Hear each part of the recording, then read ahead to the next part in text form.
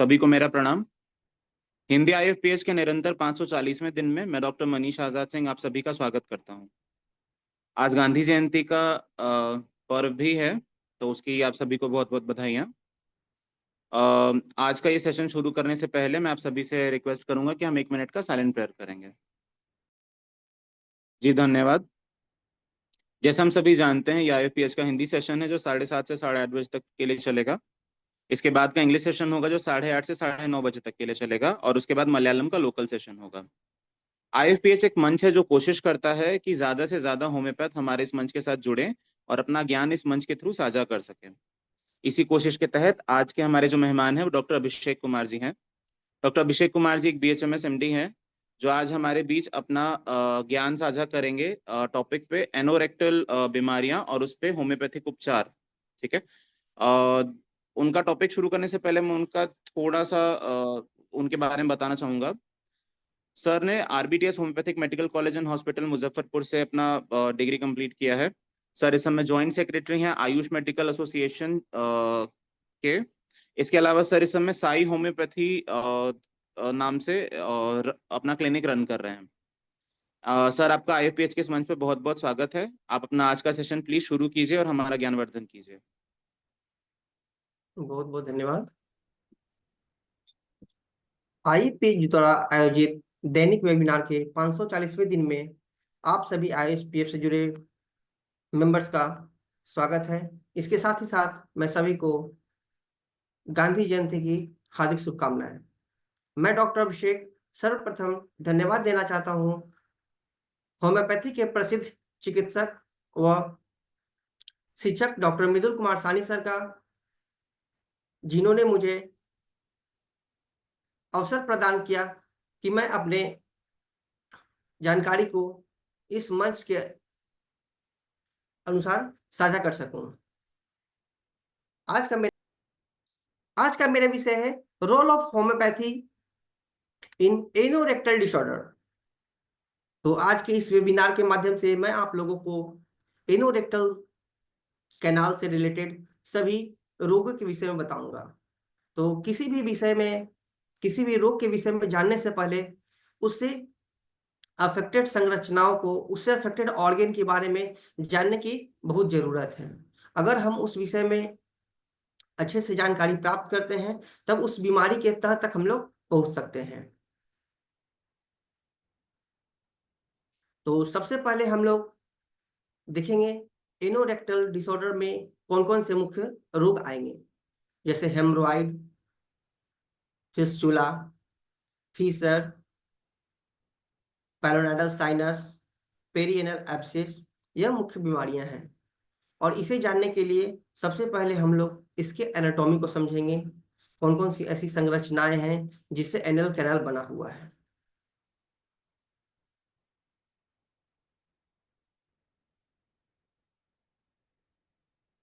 तो सबसे पहले हम लोग देखते हैं एनोरेक्टल कैनल के बारे में। तो एनोरेक्टल कैनल की लंबाई 3.8 सेंटीमीटर होती है और यह मुख्यतः मस्कुलर ऑरिजिन है। अब हम लोग देखेंगे इसमें कौन कौन से मसल्स इन्वॉल्व हैं, कौन कौन सा ब्लड सप्लाई है। उसके बाद हम लोग नर्व सप्लाई के बारे में देखेंगे ताकि हम लोग जान सकें कि हेमोरॉइड के समय में जो ब्लीडिंग हो रही है क्या वह कौन से आर्टरी से हो रही है, कौन से वेन से हो रही है। इस प्रकार हम लोग बीमारी को अच्छे से समझ पाएंगे। तो सबसे पहले मुझे जानने की यहाँ जरूरत है हम लोग को डेंटेड लाइन के विषय पे। डेंटेड लाइन क्या है और डेंटेड नाम क्यों पड़ा। तो हम लोग देखेंगे कि एनल कैनाल को दो भागों में जो बांटता है उसे हम लोग डेंटेड लाइन कहते हैं। और डेंटेड नाम पड़ने के पीछे कारण है इसका स्ट्रक्चर टीथ के जैसे होने के कारण इसे हम लोग डेंटेड लाइन कहते हैं। ठीक है। और डेंटेड लाइन की लंबाई 1.2 सेंटीमीटर होती है।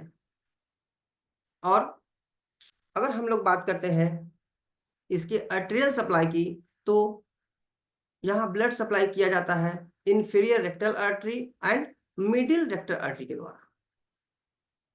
और अगर हम लोग बात करते हैं नर्व सप्लाई की, तो डेंटेड लाइन के ऊपर की जो नर्व सप्लाई है वह सिंपैथेटिक नर्वस सिस्टम या ऑटोनोमिक नर्वस सिस्टम के द्वारा किया जाता है। और डेंटेड लाइन के बिलो जो नर्व सप्लाई है वह सोमैटिक नर्वस सिस्टम के द्वारा है। इसका बहुत इंपॉर्टेंट रोल है, क्योंकि अगर डेंटेड लाइन के ऊपर किसी भी तरह का इंफेक्शन हो, एब्सेस का फॉर्मेशन हो रहा है, उस केस में पेशेंट को किसी तरह का दर्द अनुभव नहीं होता है। कारण इसका nerve supply, autonomous nervous system के नर्व सप्लाई के कारण से वहां बस हैवीनेस महसूस होता है मरीज को, और किसी तरह का दर्द महसूस नहीं होता है। वहीं दूसरी तरफ अगर हम लोग डेंटेड लाइन के बिलो बात करते हैं, तो वह nerve supply somatic nervous system द्वारा किया जाता है, जिसमें कि पेशेंट को पेन फील हो सकता है। और अंत में बात करते हैं जब लिम्फेटिक ड्रेनेज की, तो डेंटेड लाइन के एबव जो लिम्फेटिक ड्रेनेज होता है वह इंफेरियर मेसेंट्रिक लिम्फ नोड द्वारा होता है, और डेंटेड लाइन के नीचे की अगर बात करते हैं तो इंटरनल इलियक लिम्फ नोड के द्वारा लिम्फेटिक ड्रेनेज होता है। और एनाटॉमी का importance surgery point of view से भी है, ताकि हम लोग जान सकें कि कौन सा केसेस सर्जिकल का है, कौन सा cases homeopathic point of view से अच्छा है, और उसके लोकेशन के आधार पर भी हम लोग अलग अलग क्लासिफिकेशन है जो कि आसानी से हम लोग समझ सकते हैं कि क्या वह फर्स्ट डिग्री हेमोरॉइड है, सेकेंड डिग्री हेमोरॉइड है, या थर्ड डिग्री है। अब हम लोग बारी बारी से इसके डिजीज के बारे में देखते हैं, कौन कौन से मुख्यतः रोग हैं जो कि एनोरेक्टल डिसऑर्डर के अंतर्गत आते हैं। तो सबसे पहला है हेमरोइड, जो मुख्यतः ज्यादातर अभी पाया जा रहा है। हेमरोइड एक ग्रीक वर्ड से मिलकर बना हुआ है, हेम प्लस रोज, जिसका मतलब होता है फ्लो ऑफ ब्लड, खून के बहाव से इसका शब्द का निर्माण हुआ है। हेमरोइड को दूसरी भाषाओं में पाइल्स या बवासीर के नाम से भी जाना जाता है। पाइल्स का नाम इसे इसलिए पड़ा है क्योंकि यह एक बॉल नुमा स्ट्रक्चर, एक बॉल के जैसा स्ट्रक्चर बन जाने के कारण से इसका नाम पाइल्स भी है। पाइल्स जनरली एक वेन का, नसों का कुशन है, जो कि ज्यादातर पोर्टल हाइपरटेंशन की वजह से इसका निर्माण होता है, जो कि अत्यधिक पेनफुल होता है अगर इसे हम लोग सही समय पर उपचार ना किया जाए। इंटरनल हेमोरॉइड के लोकेशन की बात करें तो लोकेशन के आधार पे इसे 3 भागों में बांटा गया है। पहला है 3 o'clock position, and the second, दूसरा है 7 o'clock पोजीशन, और तीसरा है 11 o'clock पोजीशन। दूसरा है एक्सटर्नल हेमोरॉइड। अगर एक्सटर्नल हेमोरॉइड की बात अगर करते हैं तो यह, इसमें ब्लीडिंग बहुत कम होती है, और इसके साथ ही साथ पेशेंट को डिस्कम्फर्ट और एनल रीजन में ग्रोथ देखने को मिलता है। इस प्रकार हम लोग डिफरेंशिएट कर सकते हैं कौन सा इंटरनल हेमोरॉइड है, और एक्सटर्नल हेमोरॉइड को हम लोग डिफरेंशिएट कर सकते हैं। दूसरा हम लोग इमेज के माध्यम से देखते हैं। यह इमेज के माध्यम से आप आसानी से देख सकते हैं कि कैसे एक डेंटेड लाइन, जैसा मैंने पहले भी इसका इंपॉर्टेंस बता चुका हूं कि डेंटेड लाइन का हेमोरॉइड के डिफिनेशन में या फिशर को देखने में बहुत इंपॉर्टेंट है। डेंटेड लाइन की मदद से हम लोग देख सकते हैं कि यह जो हेमोरॉइड है इंटरनल है या एक्सटर्नल है। तो वो हम सबसे पहले देखेंगे इंटरनल हेमोरॉइड के बारे में। तो जैसा कि डिफिनेशन में मैंने बताया कि पेनलेस ब्लीडिंग, हेमोरॉइड में जो ब्लीडिंग होता है उसमें किसी भी प्रकार का दर्द नहीं होता है। अगर किसी पेशेंट को ब्लीडिंग के साथ दर्द की समस्या आती है, तब यह समझना चाहिए कि पेशेंट को हेमोरॉइड के साथ साथ और भी दूसरे एसोसिएटेड डिजीज हैं। तो हम लोग देखते हैं इंटरनल हेमोरॉइड। इंटरनल हेमोरॉइड में जो ब्लीडिंग होती है ब्राइट रेड कलर की, और दूसरा इसमें प्रोलैप्स की भी समस्या देखने को मिलती है। जब पेशेंट मल त्याग नहीं जाता, मल त्याग करते समय प्रोलैप्स की समस्या देखने को मिलती है। दूसरे तरफ एक्सटर्नल हेमोरॉइड में पेन ज्यादा होगा, किसी तरह की ब्लीडिंग की समस्या नहीं होगी। इसके साथ ही पेशेंट को सीटिंग के समय डिस्कम्फर्ट, परेशानी महसूस हो सकती है।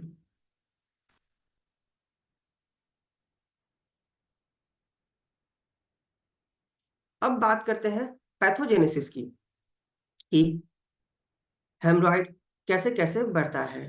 तो डिफिनीशन के अनुसार जब मैंने बताया कि हेमोरॉइड क्या है, एक वेन का कुशन है जो कि धीरे धीरे समय से अगर उपचार नहीं किया जाता है तो वह बढ़ने लगता है। इसके मुख्यतः 3 कारण हैं। मुख्यतः हेमोरॉइड के 3 कारण हैं। पहला है पोर्टल हाइपरटेंशन का बढ़ जाना, दैट इज वेनस प्रेशर बढ़ जाना। दूसरा है फाइब्रोमस्कुलर सपोर्ट का कम हो जाना, या मस्कुलर सपोर्ट जैसे कि स्फिंक्टर मसल्स, हम जैसे मैंने एनाटोमिकल सेशन में बताया, स्फिंक्टर मसल्स का कमजोर हो जाना, स्फिंक्टर टोन का बढ़ जाना, जिसके कारण से टोनिसिटी नहीं हो और यह समस्या देखने को मिलती है।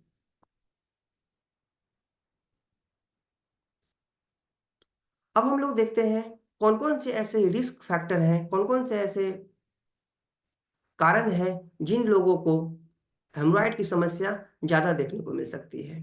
तो रिस्क फैक्टर को हम लोग यहाँ 2 भागों में क्लासिफाई किए हैं। पहला है पैथोलॉजिकल एंड दूसरा है हैबिचुअल। पैथोलॉजिकल अर्थात किसी अन्य बीमारियों के कारण से अगर हेमोराइड की समस्या देखने को मिलती है तो मुख्यतः कौन कौन सी बीमारी है हम लोग देखते हैं। पहला है chronic diarrhoea. Irritable bowel disease के केस में अगर पेशेंट को क्रोनिक डायरिया हो रहा है, ज्यादातर ज्यादा दिनों से अगर डायरिया हो रहा है, उस केस में भी हेमोराइड की समस्या देखने को मिल सकती है। दूसरा है कोलोन मैलिग्नेंसी। अगर असेंडिंग कोलोन, डिसेंडिंग कोलोन, अगर इसमें किसी तरह का कैंसर हो या किसी तरह की मैलिग्नेंसी हो पेशेंट को, उस केस में हेमोराइड की समस्या आ सकती है। और सबसे बड़ा मुख्य कारण है इसके होने का, वह है पोर्टल हाइपरटेंशन। अगर लीवर संबंधित समस्या पेशेंट को हो, इसके साथ हाइपरटेंशन की समस्या हो, तब हम पेशेंट को हेमोराइड की समस्या आ सकती है, क्योंकि इसमें वेन की सप्लाई और कंटूजन ज़्यादा हो जाता है। तीसरा है स्पाइनल कॉर्ड इंजरी के केस में, रेक्टल सर्जरी में अगर पेशेंट को किसी तरह का सर्जरी हुआ हो रेक्टम संबंधित, उस केस में उसके मसल्स वीक हो जाते हैं, जिसके फलस्वरूप ये देखने को मिल सकता है। एंड महिलाओं में जो कारण है एपिसिटोमी। अब हम लोग बात करते हैं हैबिचुअल अर्थात लाइफ स्टाइल डिसऑर्डर के कारण से। तो जैसा हम लोग मुख्यतः अभी के समय में जो हेमोराइड देखने को मिलता है वह है हैबिचुअल। कहने का मतलब है अगर किसी पेशेंट को बहुत दिनों से कॉन्स्टिपेशन है और वह लग्जेटिव की लगातार इस्तेमाल कर रहा हो और अचानक से लग्जेटिव का यूज करना बंद कर दे, अर्थात कॉन्स्टिपेशन की दवा लेना बंद कर दे, इस केस में भी पेशेंट को हेमोराइड देखने को मिल सकता है। और दूसरा है पेशेंट के लाइफ स्टाइल से। अगर पेशेंट लो फाइबर डाइट ले रहा हो या स्पाइसी डाइट ले रहा हो, उस केस में भी देखने को मिल सकता है। और तीसरा है prolong sitting in the toilet.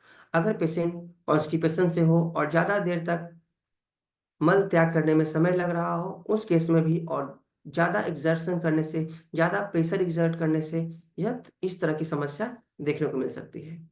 और अगला है प्रेगनेंसी। प्रेगनेंसी के समय हेमोरॉइड जो होती है वह सबसे कॉमन है, और ये इस तरह का हेमोरॉइड अपने समय के साथ खुद से ठीक हो जाती है। उसके लिए किसी दवा की जरूरत नहीं है। जैसे जैसे प्रेशर कम होगा उस प्रकार से बीमारी खुद ब खुद ठीक हो जाती है। पांचवा पॉइंट है एजिंग। उम्र के साथ साथ, जैसा कि मैंने पहले बताया कि जैसे जैसे मसल्स की टोनिसिटी कम होती है, मसल्स में ढिलाव आता है, यह बीमारी होने लगती है। और ओबेसिटी। और आखिरी में है ऑफिस वर्क। अगर हमारा लाइफ स्टाइल सीडेंट्री है, हम कंटिन्यू चेयर पे बैठने का काम करते हैं, चलने फिरने का काम कम है, इस अवस्था में देखने को मिलता है कि हेमोराइड ज्यादातर केसेस ऑफिस गोइंग और मिडिल एज वैसे लोग जो लगातार बैठने का काम करते हैं वैसे में ज़्यादा होता है। और लास्ट जो है वह है फैमिली टेंडेंसी। अगर किसी के फैमिली मेंबर में किसी को हेमोरॉइड की समस्या है तो वैसे लोगों को यह चांसेस ज़्यादा होता है कि उन्हें आगे फ्यूचर में हेमोरॉइड बवासीर होने की समस्या हो सकती है। अब हम लोग देखते हैं हेमोरॉइड के क्लासिफिकेशन को। हेमोरॉइड कितने तरह का होता है। तो लोकेशन के बेसिस पे सबसे पहले हम लोग देखेंगे कि लोकेशन के बेसिस पे, डेंटेड लाइन के लोकेशन के बेसिस पे हेमराइड को 3 भागों में बांटा गया है। पहला है इंटरनल हेमराइड, दूसरा है एक्सटर्नल हेमराइड और तीसरा मिक्स। जब ग्रोथ जो है, सेलुलर मास का ग्रोथ डेंटेड लाइन के ऊपर ही हो, मतलब किसी तरह का बाहर एक्सपोजर नहीं आया हो, उस केसेस को हम लोग वैसे हेमराइड को इंटरनल हेमराइड की कैटेगरी में रखते हैं। वैसे हेमराइड जिनमें की ग्रोथ डेंटेड लाइन के नीचे हो गया हो, डेंटेड लाइन को क्रॉस कर चुका हो, वैसे हेमराइड को हम लोग एक्सटर्नल हेमराइड की कैटेगरी में रखते हैं। और वैसे हेमराइड जिसमें ग्रोथ ऊपर भी हो और ग्रोथ नीचे भी हो रहा है, वैसे कैटेगरी को मिक्स हेमराइड की कैटेगरी में रखा गया है। अब हम लोग देखते हैं प्रोलैप्स की बेसिस पे, मलाशय के बाहर निकलने के बेसिस पे हम लोग बता सकते हैं कि हेमराइड किस कैटेगरी का है। तो इस बेसिस पे हेमराइड को 4 भागों में बांटा गया है। तो जब हम लोग फर्स्ट डिग्री की बात करते हैं, तो फर्स्ट डिग्री हेमराइड में किसी भी तरह का प्रोलैप्स देखने को नहीं मिलता है। इसमें सिर्फ पेशेंट को ब्लीडिंग की समस्या होती है। और ज़्यादातर अपने ओपीडी में हम देखते हैं कि फर्स्ट स्टेज हेमोराइड को लोग इग्नोर कर देते हैं। थोड़ा सा ब्लीडिंग हो रहा है, उसे इग्नोर कर देते हैं, क्योंकि किसी तरह का ग्रोथ नहीं होता है, रैंडम अगर ब्लीडिंग हो रहा है, उस चीज़ को लोग इग्नोर कर देते हैं। अब हम लोग देखते हैं second degree haemorrhoid. Second degree haemorrhoid में ब्लीडिंग के साथ साथ प्रोलैप्स होता है। लेकिन यह प्रोलैप्स कैसा है? तो प्रोलैप्स स्पॉन्टेनियस रिडक्शन, या खुद ब खुद अंदर चला जाता है। इसमें किसी तरह का मैनुअल हेल्प की जरूरत नहीं होती है। तो इस तरीके के हेमराइड को हम लोग सेकेंड डिग्री के अंतर्गत रखते हैं। थर्ड डिग्री क्या है? तो थर्ड डिग्री हेमराइड में यह होता है कि ब्लीडिंग भी होगी, पेशेंट को प्रोलैप्स भी हो रहा है, लेकिन वह खुद से अंदर डेफिकेशन के बाद नहीं जाता है, उसे मैनुअल हेल्प की जरूरत होती है। एक्सटर्नल फोर्स अप्लाई करना होता है, तभी वह अपने पोजीशन पे जाती है। इस तरह का कंप्लेन अगर पेशेंट बताता है, इस तरह के सिम्टम अगर आते हैं, तो इस तरह के हेमोराइड को हम लोग थर्ड डिग्री के अंतर्गत रखते हैं। और सबसे लास्ट है फोर्थ डिग्री हेमोराइड, जो कि परमानेंट, अगर ग्रोथ बार है, किसी तरह का फोर्स करने के बाद भी, मैनुअल रिडक्शन के बाद भी अगर हेमोराइड जो ग्रोथ है वह अंदर की ओर नहीं शिफ्ट कर रहा है, इस कैटेगरी को हम लोग फोर्थ डिग्री के अंतर्गत रखते हैं। और इसके साथ में इसका ट्रीटमेंट भी लास्ट स्लाइड में बताऊंगा कि जनरली मॉडर्न साइंस में फोर्थ डिग्री हेमोराइड को वह लोग सर्जिकल डिजीज के अंतर्गत ही रखते हैं, उसकी सर्जरी ही नीड है। लेकिन होम्योपैथी के उपचार के बाद, होम्योपैथी में कुछ ऐसी दवाएं हैं जिसके सेवन से इस तरह की बीमारियों को हम लोग जड़ से निदान कर सकते हैं। फोर्थ डिग्री हेमोराइड को भी हम लोग ठीक कर सकते हैं।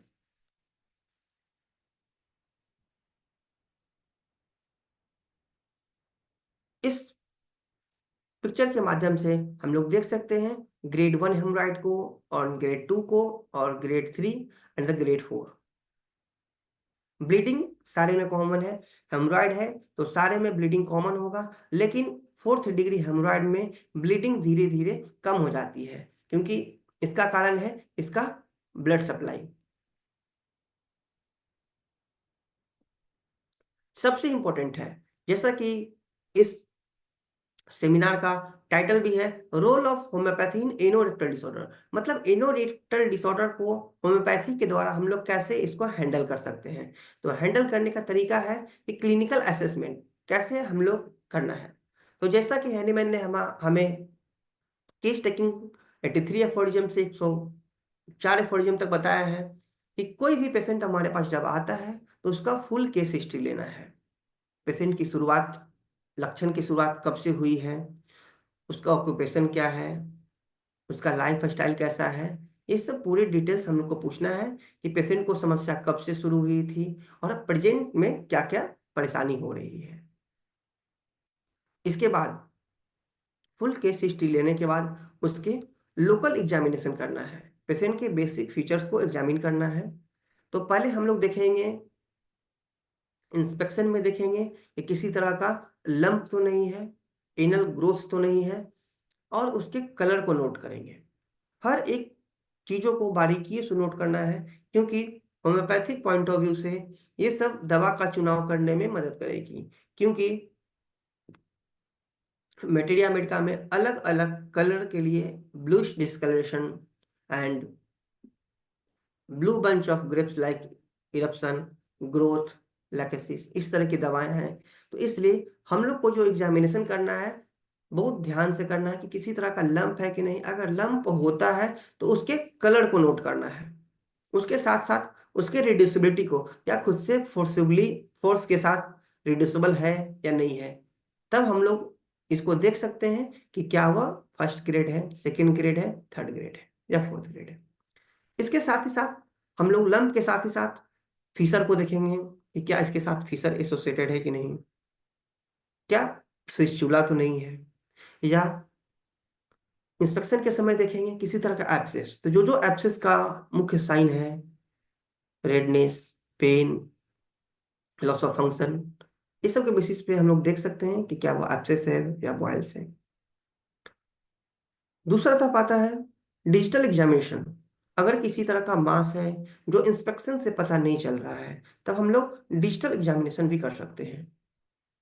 डिजिटल एग्जामिनेशन में हम लोग मास को देखेंगे कि किस तरह का ग्रोथ है, ग्रोथ जो है सॉफ्ट है या हार्ड है, और उसके बेसिस पे हम लोग दवा का चुनाव करने में अहम योगदान रहता है उसका। उसके साथ ही साथ हम लोग ब्लड के कैरेक्टर को देखेंगे, फ्रेश ब्लड है या अदर टाइप्स ऑफ ब्लड है। अब हम लोग आते हैं प्रोक्टोस्कोपी। तो प्रोक्टोस्कोपी का भी बहुत अहम रोल है हेमोरॉइड के और अदर एनोरेक्टल डिसऑर्डर को एग्जामिनेशन में। जब हम लोग देखते हैं कि इंस्पेक्शन के बाद किसी तरह का फाइनल पॉइंट पर अगर हम लोग नहीं पहुंच पाते हैं, डिजिटल एग्जामिनेशन के बाद भी क्लियर नहीं हो रहा हो, तब हम लोग उस केसेस में प्रोक्टोस्कोपी की मदद से, प्रोक्टोस्कोप की मदद से हम लोग इंटरनल एग्जामिनेशन कर सकते हैं। प्रोक्टोस्कोप करने का एक अपना मेथड है जिसे फॉलो करना चाहिए ताकि पेशेंट को कम से कम तकलीफ हो, कम से कम पेन हो। उसके बाद हम लोग जनरल एब्डोमिनल एग्जामिनेशन करना है। जनरल एब्डोमिनल एग्जामिनेशन में हम लोग मोस्टली चेक करते हैं कि पेशेंट को लीवर इंलार्जमेंट है या नहीं, किसी तरह का वॉर्म मैनिफेस्टेशन तो नहीं है, क्योंकि लीवर इंलार्जमेंट हो या वॉर्म मैनिफेस्टेशन के कारण से भी कॉन्स्टिपेशन की समस्या बनी रहती है, जिसे दूर करना बहुत जरूरी है। और अगर लास्टली हम लोग देखते हैं अगर केस टेकिंग में हमारा सिम्टम, जैसे पेशेंट बताता है पेनलेस ब्लीडिंग है, स्टिचिंग है, इचिंग हो रहा है, इरिटेशन हो रहा है, म्यूकस का डिस्चार्ज हो रहा है, ऑफेंसिवनेस है, और अगर हमें डाउट होता है कि इस तरह का सिम्टम हेमोराइड का हो सकता है, तब हमें उस सिम्टम को कंफर्म करने के लिए हेमोराइड से संबंधित उससे कुछ प्रश्न पूछने होंगे। जैसे आपको जो दर्द हो रहा है वह एक्यूट नेचर का है, मतलब कुछ दिनों से हो रही है या काफी दिनों से है, उसके बेसिस पे हम लोग पता कर सकते हैं। क्योंकि अलग अलग बीमारियों के लक्षण अलग अलग होते हैं, इसलिए डिफरेंशियल डायग्नोसिस करना बहुत ज़रूरी है, और दवा के चुनाव करने के लिए मेडिसिनल डायग्नोसिस जरूरी है। तो बात करते हैं कि दर्द, पहले पूछेंगे दर्द कैसा है, कुछ दिनों से हो रही है या काफ़ी दिनों से हो रही है। उसके बाद हम लोग लंप को देखेंगे, लंप एक्यूट है या सब एक्यूट है। उसके बाद प्रोलैप्स की समस्या देखेंगे, अगर प्रोलैप्स है तो उसे क्लियर कट डिफिनेशन डिफाइन करेंगे कि क्या वो फर्स्ट ग्रेड का है, सेकेंड ग्रेड का है। उसके लिए मैंने प्रीवियस स्लाइड में ऑलरेडी बता चुका हूँ कि फर्स्ट ग्रेड को कैसे डिफ्रेंशिएट करना है, सेकेंड ग्रेड को कैसे डिफ्रेंशिएट करना है, और थर्ड ग्रेड को कैसे करना है। उसके बाद ब्लीडिंग का कैरेक्टर नोट करना जरूरी है कि क्या वह ब्राइट रेड ब्लीडिंग है या पोस्ट डिफिकेशन का ब्लीडिंग है, ब्लैक ब्लीडिंग हो रहा है, टार्डी ब्लीडिंग हो रहा है। तो इस ब्लीडिंग के कैरेक्टर को भी एक्यूरेटली नोट करना होगा हमें केस टेकिंग के दौरान ही। इसके बाद हम लोग प्रोराइटस को ही नोट करेंगे, क्योंकि बहुत सारे ऐसी मेडिसिन है जिसमें ऐसा लिखा हुआ है pruritus which bleeding, pruritus in the anus in the morning. तो इस चीज को नोट करना जरूरी है कि प्रोराइटस एक्सेसिव है या नहीं है, कम है, कितना है। उसके बाद हम लोग गैस्ट्रोइंटेस्टाइनल का जनरल सिम्टम को नोट करना है कि किसी तरह का आपको कॉन्स्टिपेशन की समस्या है या बॉवेल हैबिट आपका कैसा है, मॉर्निंग में रेगुलर है या इरेगुलर है, इस तरह को हम लोग सिम्टम को नोट करेंगे। म्यूकस डिस्चार्ज किसी तरह का हो रहा है कि नहीं। म्यूकस डिस्चार्ज के साथ साथ हम लोग को स्वेलिंग की भी समस्या पूछना है। कभी कभी ऐसा पेशेंट को होता है डिस्चार्ज ज्यादा नहीं होता है लेकिन हल्का हल्का रिसाव, ऐसा तात्पर्य होता है जैसा मिट्टी नमी के जैसा, तो उसे हम लोग स्वेलिंग एक टर्म की से संबोधित करते हैं। दूसरा है किसी तरह का बैकएक, अगर पेशेंट को हेमरॉइड के साथ बैकएक है तो वह एक पेक्यूलर साइन है, इसे जरूर नोट करना है। उसके बाद हम लोग को देखना है कि किसी तरह का वेट लॉस तो नहीं हो रहा है। वेट लॉस, एनोरेक्सिया और अदर सिस्टम की इंक्वायरी लेनी जरूरी है कि पेशेंट को हेमरॉइड के साथ साथ चेस्ट कंप्लेन, हार्ट कंप्लेन या और भी तरह तरह का दिक्कत तो नहीं है।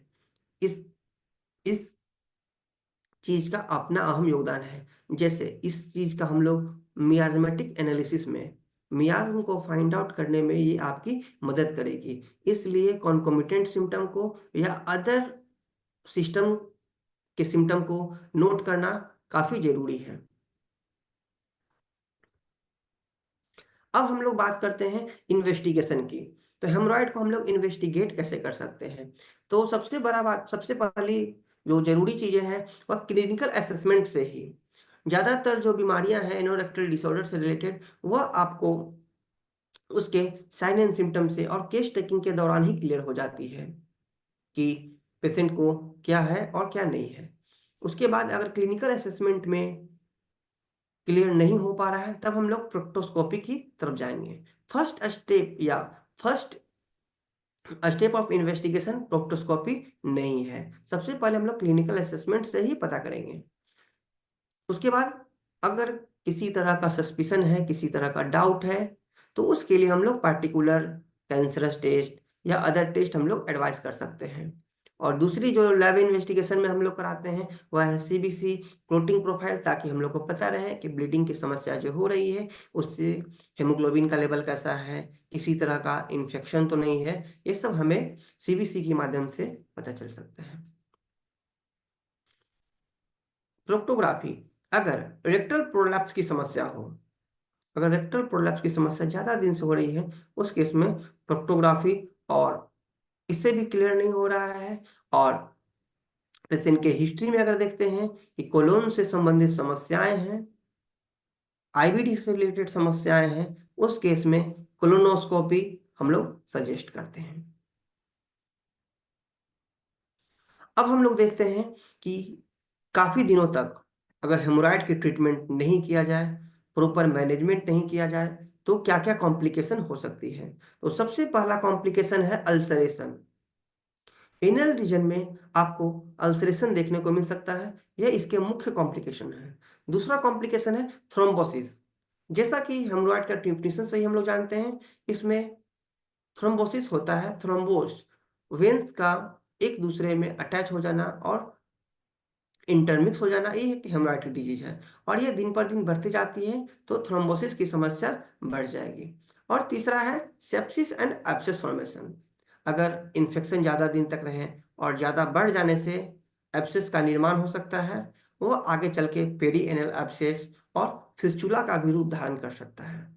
इसीलिए ज़्यादातर केसेस जो क्रोनिक होते हैं उसमें हम लोग देखते हैं कि वह केसेस मिसमैनेज होने के कारण से बहुत ही कॉम्प्लिकेटेड हो जाता है और उस केसेस में डिफ्रेंशिएट करना मुश्किल हो जाता है कि क्या वह हेमोरॉइड है, एब्सेस है या फिस्टुला है, क्योंकि वह पेशेंट जो है तीनों डिजीज का सिम्टम लेके हमारे पास आता है, क्योंकि उससे ब्लीडिंग भी हो रही है और साथ साथ अत्यधिक पेन भी हो रहा है। इसलिए इस तरह के केसेस को एज सुन एज पॉसिबल, जितना पहले हो सके, ट्रीट करना चाहिए। सबसे लास्ट और जो अनकॉमन कॉम्प्लिकेशन है वह इनकॉन्टिनेंस ऑफ फीकल मैटर।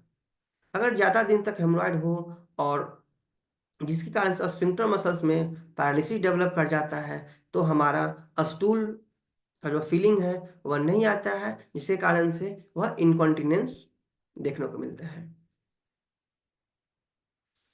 उसके बाद हम लोग दूसरा जो डिजीज है वह है एनल फिशर।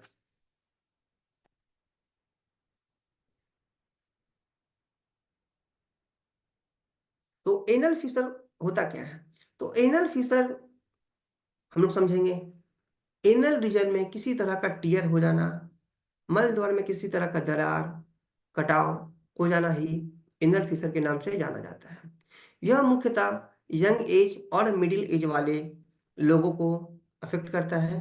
दोनों में, महिला और पुरुष में होने की संभावना इक्वल है। और जो मोस्ट कॉमन लोकेशन है इसका वह है पोस्टीरियर मिडलाइन। पोस्टीरियर मिडलाइन में एनल फिशर की समस्या ज्यादा देखने को मिलती है। इसके साथ साथ हम लोग देखते हैं कि एनल फिशर हेमोरॉइड के बाद, अगर हेमोरॉइड को मिसमैनेज किया जाए, ज्यादा दिन तक अगर प्रॉपर मैनेजमेंट नहीं होता है, तभी एनल फिशर की समस्या देखने को मिलती है। और इसका मुख्य कारण है कॉन्स्टिपेशन। अब हम लोग बात करते हैं इसके पैथोलॉजी के विषय पे और इसका कारण क्या है। तो सबसे मुख्य कारण है इसका ट्रॉमा, चोट या खिंचाव। चोट या खिंचाव इसका मुख्य कारण है, जिसमें से कुछ ऐसी भोजन की वस्तुएं हैं जैसे हरी पत्तेदार सब्जियां,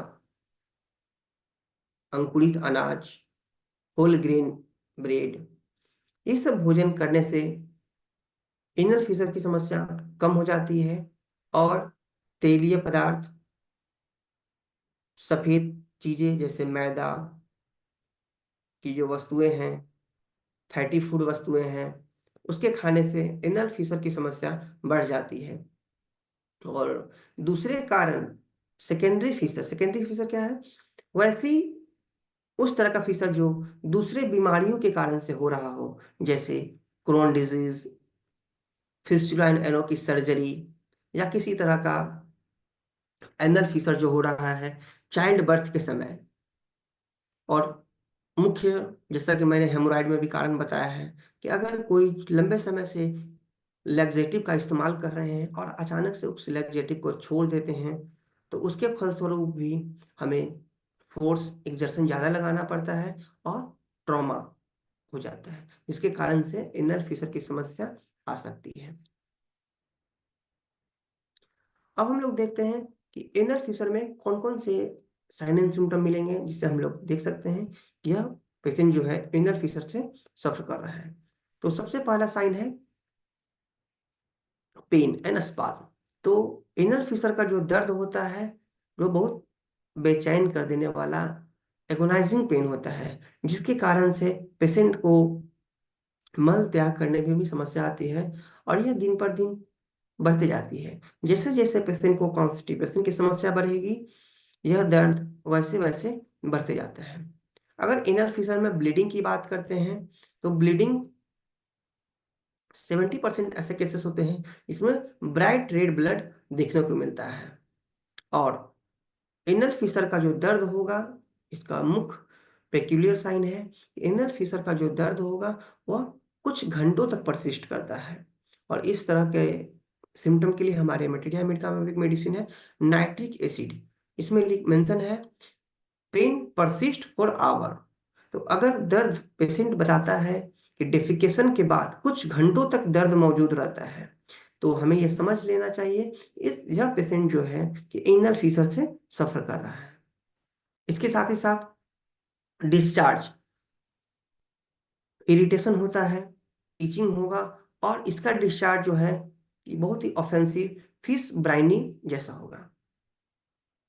और मुख्यतः जो भी एनोरेक्टल डिसऑर्डर है उसमें मुख्यतः कारण होते हैं वह है कॉन्स्टिपेशन। अब हम लोग देखते हैं एनल फिशर के डायग्नोसिस कैसे करेंगे। तो पहला है इंस्पेक्शन में हम लोग देखेंगे कि फिशर जो है, टीयर मार्क जो है एक्यूट है या क्रोनिक है। अगर हीलिंग बहुत कम है, उसमें रेडनेस ज्यादा है, तब हम लोग समझेंगे कि वह एक्यूट एनल फिशर है। और रेडनेस फीसर कम है तो वह क्रोनिक के अंतर्गत आएगा, जिसके जिसके लिए हम लोग पाल्पेशन की मेथड से और प्रोक्टोस्कोपी की मदद से भी हम लोग जान सकते हैं एनल फिशर किस कैटेगरी का है। हम लोग देख सकते हैं इस डायग्राम के माध्यम से कि 10% जो फिशर होता है वह एंटीरियर ओरिजिन का है, और 90% केसेस में जो फिशर होगा वह पोस्टीरियर रीजन में होता है। अब अगली बीमारी की तरफ हम लोग बढ़ते हैं, वह है पेरिएनल एब्सेस। पेरिएनल एब्सेस जैसा कि नाम से ही क्लियर है, एब्सेस मतलब पस का फॉर्मेशन होगा और एनस एनल रीजन के चारों तरफ, और एनल रीजन के चारों तरफ एब्सेस का निर्माण को हम लोग पेरिएनल एब्सेस कहते हैं। और यह जनरली एनल ग्लैंड जो है उसे अफेक्टेड करता है और इंटरस्पेक्टरी प्लेन में ज्यादा देखने को मिलता है। यह होने का मुख्य कारण है इन्फेक्शन। अगर किसी तरह का इंजुरी है वह हील नहीं हो पा रहा है, जिसके कारण से हमें यह पेरिएनल एब्सेस की समस्या देखने को मिलती है। यह पंक्चर के कारण से भी हो सकता है और दूसरी बीमारियों के कारण से इसका साइड इफेक्ट दिख सकता है।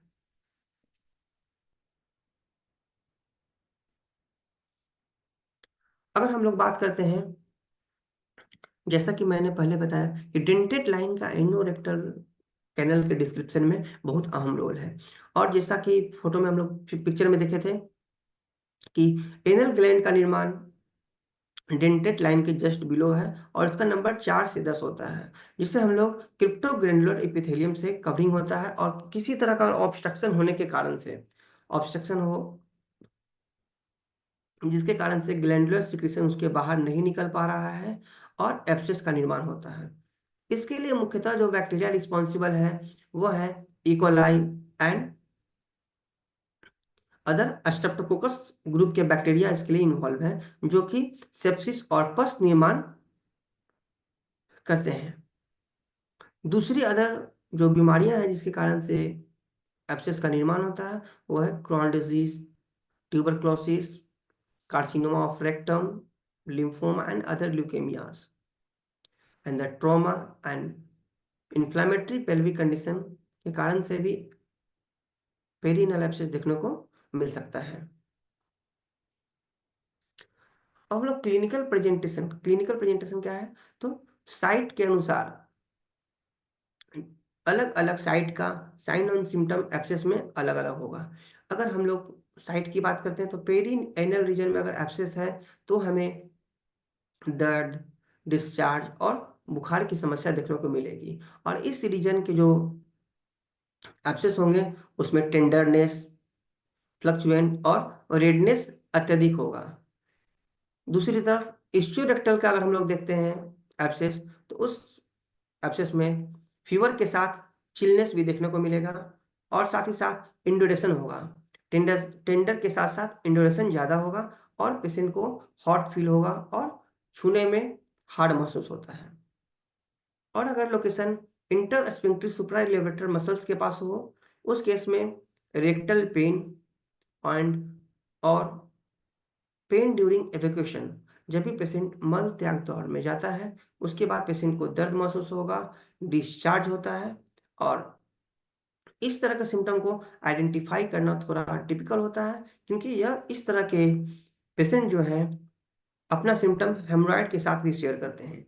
दोनों के केसेस में रेक्टल पेन, एक्सटर्नल हेमोरॉइड में भी रेक्टल पेन होता है, और पेरीएनल एक्सेस भी जो है इंटरस्पेंक्टिक सुप्रालेवेटर मसल्स के पास अगर होगा उसमें भी दर्द होता है। तो दोनों को डिफ्रेंशिएट करना अत्यधिक जरूरी है। उसके बाद हम लोग बात करते हैं फिस्टुला इन एनो को।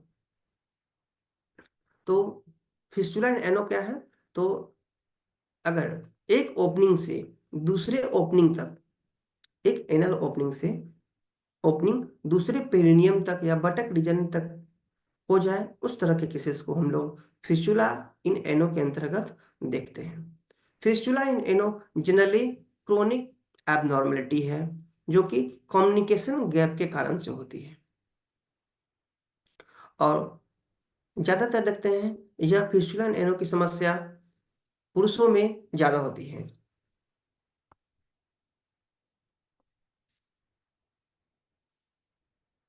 जैसा कि 50% केसेस में ऐसा देखा गया है कि पेरी एनल एब्सेस जो है, एनोरेक्टल एब्सेस जो है, वही फिस्टुला इन एनो का निर्माण करती है। अगर एब्सेस का प्रॉपर ट्रीटमेंट समय से नहीं किया गया और वह एब्सेस डीप जाते हुए दूसरे पैसेज को अफेक्ट करता है, जिसके फलस्वरूप फिस्टुला इन एनो देखने को होता है।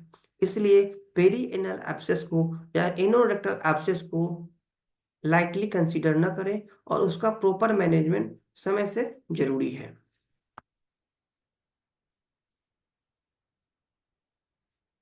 और सबसे अहम जो रूल है वह है गुडसेल रूल, जिसका उपयोग हम लोग फिस्टुला इन एनो के लिए करते हैं। जिस प्रकार से ग्रेडिंग में हम लोग हेमरॉइड की ग्रेडिंग में फर्स्ट ग्रेड सेकेंड ग्रेड का यूज कर रहे थे, उसी तरह गुडसेल रूल का इस्तेमाल हम लोग फिस्टुला इन एनो को कंसीडर करने के लिए करते हैं। इसमें हम लोग कंसीडर करते हैं कि क्या ओपनिंग इंटरनल तक है या एक्सटर्नल तक है, और उसके ग्रेडिंग पे भी हम लोग गुडसेल रूल का इस्तेमाल करते हैं। और अलग अलग लोकेशन के बेसिस पे हम लोग फिस्टुला को, उसके लोकेशन के बेसिस पे हम लोग फिस्टुला को अलग अलग डिवीजन में डिवाइड करते हैं। पहला है inter sphincteric fistula, second one trans-sphincteric fistula, and the third one supra-sphincteric fistula and extra-sphincteric fistula। जैसा कि मैंने पहले ही स्लाइड में बताया कि एनाटॉमी का रोल एनोरेक्टल कंप्लेंट में ज़्यादा है, क्योंकि अगर एनोरेक्टल कैनल का अगर हम लोग एनाटॉमी की बात करें तो sphincter muscles, internal sphincter, middle sphincter के बेसिस पर लोग डिवाइड कर सकते हैं अलग अलग डिजीज को।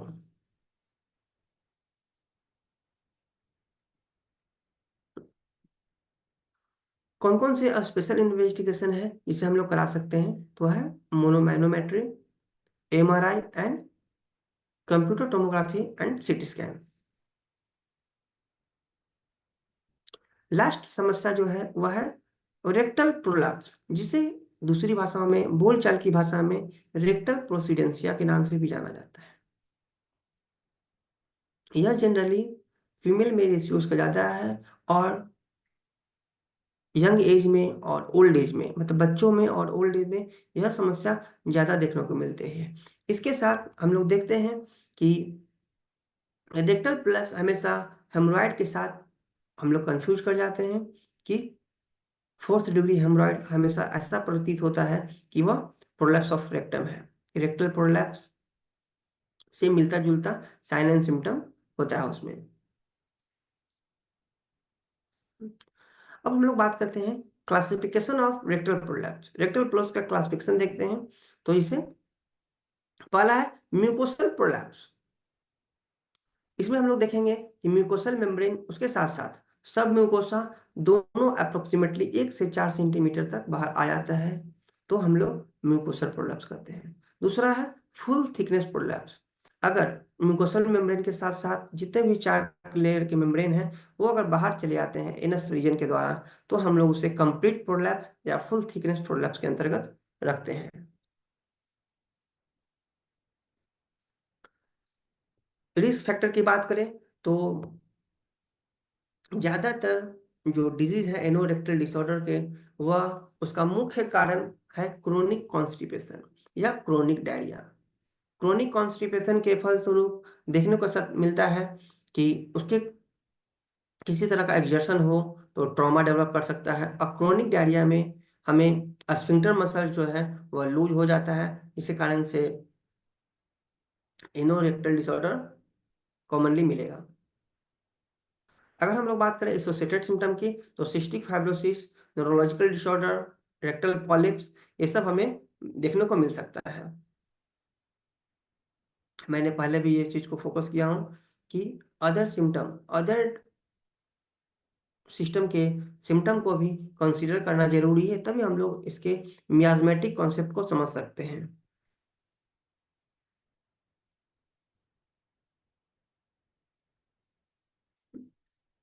अब प्रेजेंटेशन की बात करते हैं तो प्राइमरी कंप्लेन में रेक्टल प्रोलैप्स होगा, जिसमें कि पेशेंट को ऐसा प्रतीत होगा कि कुछ बाहर आ रहा है, जिसको कि आउटवर्ड प्रतीत होता है, और यह हमें हेमरॉइड के साथ कंफ्यूज करता है, जिसमें ब्लीडिंग, टिनिसमस, म्यूकस डिस्चार्ज, कॉन्स्टिपेशन मुख्य लक्षण है जो दोनों में कॉमन होते हैं, चाहे वो रेक्टल प्रोलैप्स हो या वो हेमरॉइड हो। अब हम लोग बात करते हैं होम्योपैथी में जो सबसे इम्पोर्टेंट टॉपिक है वह है मियाज्मेटिक एनालिसिस। किसी भी क्रोनिक डिजीज को बायरूट ट्रीट करने के लिए, बायरूट उसको खत्म करने के लिए उसके मियाज्मेटिक एनालिसिस को, मियाज्मेटिक बैकग्राउंड को समझना जरूरी है। तो किसी भी कोई भी जो डिजीज है वह एक मियाज्म से बना हुआ नहीं होता है। ज्यादातर डिजीज जो है मल्टी मियाज्मेटिक होते हैं। तो उसके हर बिंदुओं को, हर पॉइंट को समझने की जरूरत है कि कौन सा सिम्टम किस मियाज से संबंधित है, और उससे उसके रिलेटेड, उससे संबंधित एक एंटी मियाज्मेटिक ड्रग का चुनाव करके हम लोग उस बीमारी को जड़ से खत्म कर सकते हैं। तो हम लोग देखते हैं एनोरेक्टल कंप्लेन का मियाज्मेटिक एनालिसिस। तो जैसा कि पहला सिम्टम है इचिंग इन एनस। जो एनोरेक्टल कंप्लेन में मुख्यतः सिम्टम देखने को मिलता है कि एनस रीजन में इचिंग हो रही है, खुजली हो रही है, तो वह सिम्टम जो है एक सोरिक सिम्टम है। दूसरा है बर्निंग इन द रेक्टम। अगर पेशेंट आता है और रेक्टम में बर्निंग की समस्या बता रहे हैं तो वह एक सोरिक सिम्टम है। Hard stool with mucus, mucus के साथ अगर हार्ड स्टूल डिस्चार्ज हो रहा है तो वह सोरिक सिम्टम है। लेकिन अगर रेक्टम में स्ट्रक्चर का फॉर्मेशन हो चुका है, जैसा कि मैंने एनल फिशर के केसेस में हम लोग देखे हैं, तो उस तरह का सिम्टम जो है एक साइकोटिक ऑरिजिन का है। ब्लैक ऑफेंसिव स्टूल, अगर पेशेंट को ब्लैक ऑफेंसिव स्टूल आ रहा है तो वह सिफिलिटिक नेचर का है। थर्ड है कंप्लेन एग्रेवेटेड नाइट। अगर ज्यादातर कंप्लेन पेशेंट का रात में बढ़ रहा है, इचिंग हो, प्रोट्रूजन हो, पेन हो, रात में अगर बढ़ रहा है तो वह सिफिलिटिक मियाज्म को दर्शाता है। और जो सबसे इंपॉर्टेंट है rectal disease alternate with heart, chest trouble, lungs trouble. तो अगर किसी को haemorrhoid alternate with cough, haemorrhoid alternate with joint pain, haemorrhoid associated with heart complain, जैसा कि एब्रोटेनम में, कैलिबाइक्रोम में दिखाया गया है, तो इस तरह के सिम्टम को हम लोग ट्यूबरकुलर मियाज्म के तहत रखते हैं। और अगर किसी पेशेंट में इस तरह का सिम्टम हमें मिलता है तब ट्यूबरकुलर मेडिसिन को इंटरकरेंट के तौर पे या एंटीसोरिक के तौर पे जब हम लोग इस्तेमाल करेंगे तो इस तरह के सिम्टम को हम लोग जड़ से निदान कर सकते हैं। अब हम लोग देखते हैं होम्योपैथिक थेरेप्यूटिक्स। तो होम्योपैथिक थेरेप्यूटिक्स बताने से पहले मैं एक बताना चाहूंगा बात कि होम्योपैथिक मेडिसिन जो है पूरी तरह से इंडिविजुअलाइजेशन के बेस पे आधारित है, क्योंकि अलग अलग पेशेंट का सिम्टम अलग अलग होता है और उसके मेडिसिन भी अलग अलग है। इसलिए किसी भी पेशेंट को ट्रीट करने से पहले उसके फुल केस टेकिंग को अच्छे से देखना है। उसके बाद मेडिसिन का चुनाव उसके टोटलिटी के बेसिस पे करना है।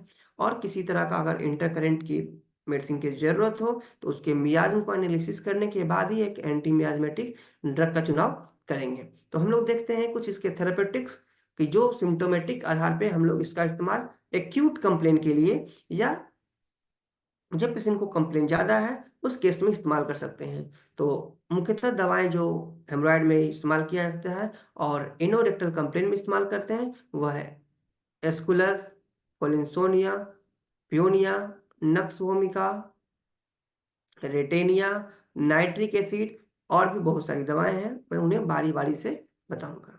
तो पहली दवाएं हैं एस्कुलस हिपोकैस्टेनम। इस दवा का मुख्यतः रोल लोअर बोवेल और हेमरॉइडल वेन में इंगॉर्जमेंट के बाद किया जाता है। इस केस में जो एस्कुलस जो मेडिसिन है इसका मुख्यतः लक्षण है constipation and बैकएक, बैकएक associated with haemorrhoid. अगर कोई पेशेंट हमारे पास आता है जिसे हेमरॉइड की समस्या हो, उसके साथ ही साथ कमर में अत्यधिक दर्द हो, पेशेंट बोलता है अब मैं बैठने में भी असहाय हूँ, बैठ नहीं पाते हैं, उस केसेस में एस्कुलस हिपो कैस्पियम का हम लोग इस्तेमाल करते हैं तो अच्छा रिजल्ट है। दूसरा सिम्टम है severe pain but little bleeding.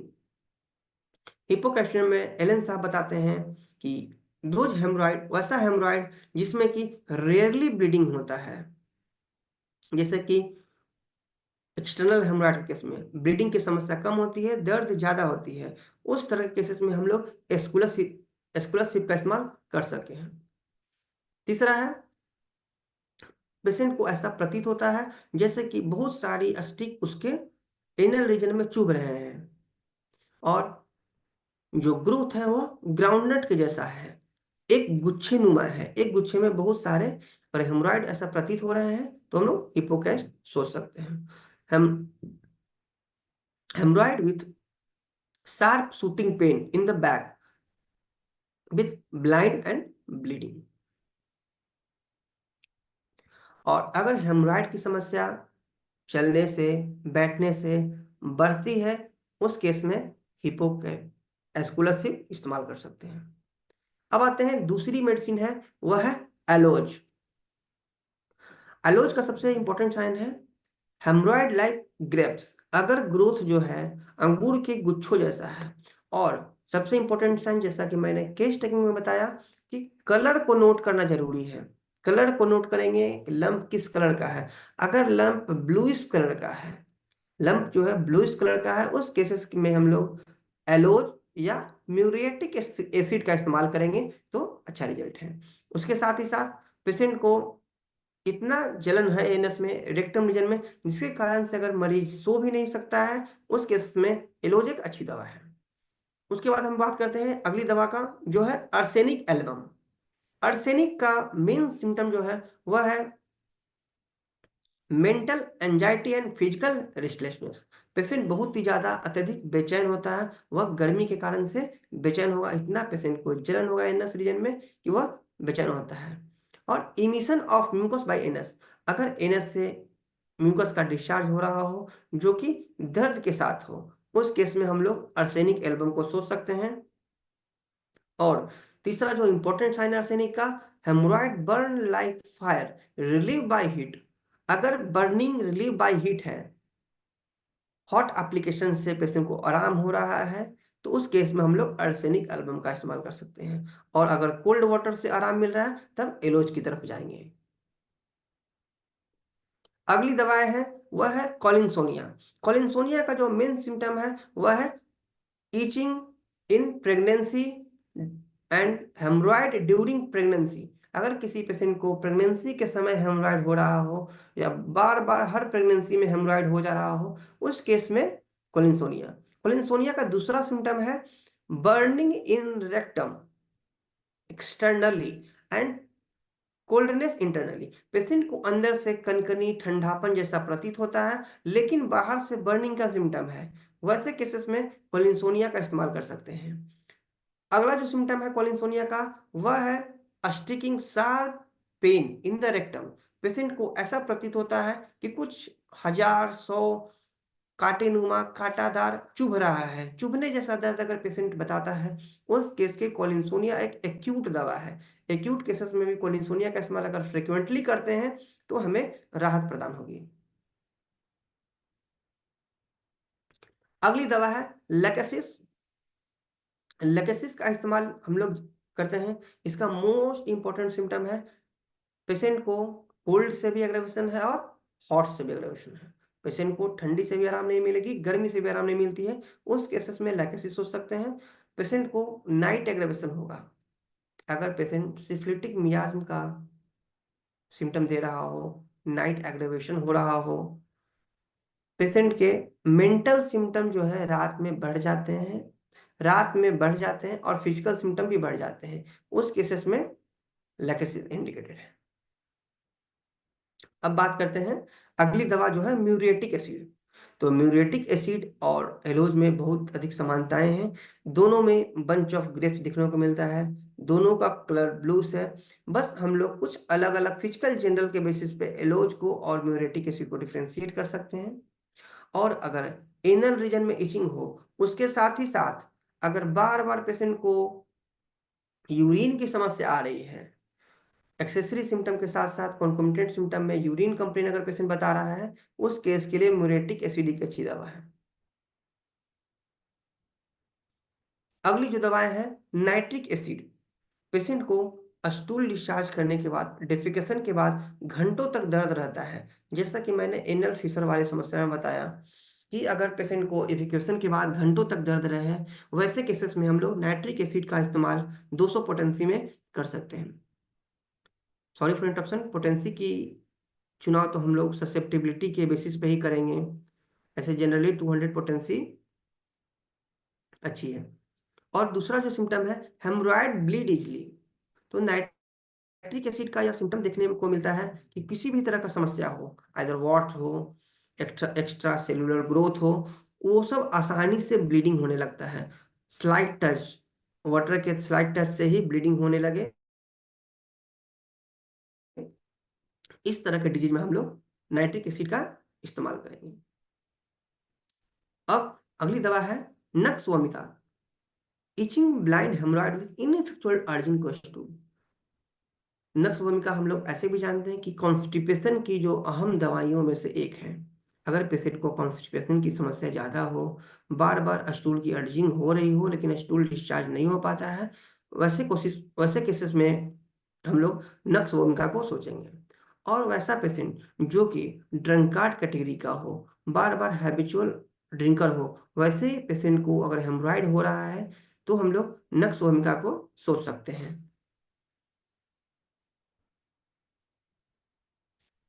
अगली दवा है वह है फोस्फोरस। प्रोसेस फोस्फोरस में जो स्टूल होगा उसका कैरेक्टर होगा व्हाइट हार्ड स्टूल, जो कि फोस्फोरस का पेक्युलर है। और डिजायर के बेसिस पे फोस्फोरस का डिजायर है drink cold water and bleeding haemorrhoid. और सबसे इंपॉर्टेंट दवा जो है हेमरॉइड की वह है नक्स वोमिका के बाद सल्फर। सल्फर एक हैनीमैन के द्वारा दी गई एक ग्रेट एंटीसोरिक मेडिसिन है। अगर हेमरॉइड को जड़ से ठीक करना हो, जिसमें कि इचिंग पेक्युलर सिम्टम हो और बर्निंग हो रहा हो एनस में, तो हम लोग सल्फर की तरफ जा सकते हैं। उसके साथ ही साथ पेशेंट को फ्रीक्वेंट अनसक्सेसफुल डिजायर हो रहा हो, पेशेंट को ज़्यादा कॉन्स्टिपेशन है और पेशेंट इवैक्यूएट करने में असफलता अनुभव कर रहा है, उस केसेस में हम लोग सल्फर की ओर सोच सकते हैं। अब हम लोग देखते हैं कि इनोरेक्टल कंप्लेंट में मैनेजमेंट क्या क्या है। तो जैसा कि हम लोग पॉजिटिव फैक्टर में देखें, इसके एटियोलॉजी को देखे हैं, तो इसका मुख्य कारण है कॉन्स्टिपेशन। इनोरेक्टल डिसऑर्डर होने का पीछे का मुख्य कारण है कॉन्स्टिपेशन। अगर कॉन्स्टिपेशन को हम लोग जड़ से खत्म करते हैं, उसके लिए doctor Abhishek ji, yes sir, yes sir. अभी समय हम लोग का खत्म हो चुका है, 1 मिनट बचा है, आप क्लोज डाउन कीजिए। सर एक लास्ट स्लाइड कंक्लूड में करता हूँ। लास्टली बस ये कहना है कि होम्योपैथिक दवा का चुनाव करने के लिए एंटी मियाज्मेटिक दवा का चुनाव करना बहुत जरूरी है, जिसके लिए मियाज्मेटिक सिम्टम को देखें। और JH Allen के अनुसार जब कभी भी हम लोग दवा का चुनाव करने में फेल हो रहे हो या दवा चुनाव करने के बाद रिजल्ट अच्छे से नहीं हो, तो एक बार मियाज्मेटिक दवा का चुनाव जरूर करें। धन्यवाद। पीपीटी को हटा लीजिए।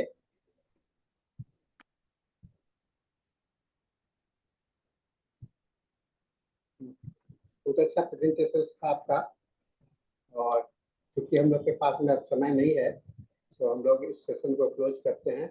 आप फिर अगले सेशन में आइए, आपसे मैं समय ले लूंगा। बहुत अच्छा आपने प्रेजेंटेशन किया, हम लोग इस पर क्वेश्चन नहीं कर सकते हैं, खाली ऐसे भी क्वेश्चन है भी नहीं, तो हम लोग इस पर आप फिर हम लोग इस मीटिंग को क्लोज डाउन करते हैं। नेक्स्ट पोस्टपोन है, अब हम लोग हिंदी सेशन की ओर, इंग्लिश सेशन की ओर मूव करते हैं।